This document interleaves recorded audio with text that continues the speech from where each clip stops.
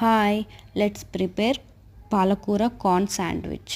ముందుగా 2 table spoons oil add చేసుకొని wash చేసిన స్పినాచ్ని వేసుకోవాలి.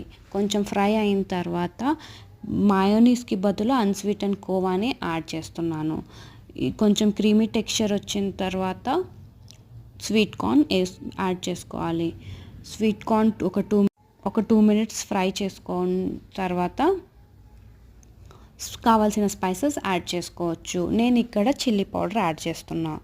మీకు కావాలంటే బ్లాక్ పెప్పర్, చిల్లీ ఫ్లేక్స్, ఆరిగానోని యాడ్ చేసుకోవచ్చు.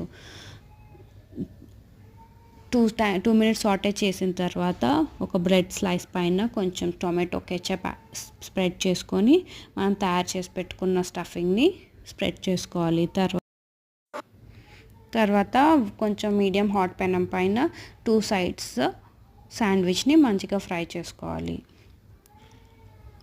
నేను ఇక్కడ చీజ్ స్లైస్ని యాడ్ చేయడం మర్చిపోయాను. సో ఇక్కడ యాడ్ చేసేసి 2 సైడ్స్ మంచిగా ఫ్రై చేసుకుంటే శాండ్విచ్ రెడీ. వీడియో నచ్చితే లైక్ చేయండి. Thank you. బాయ్.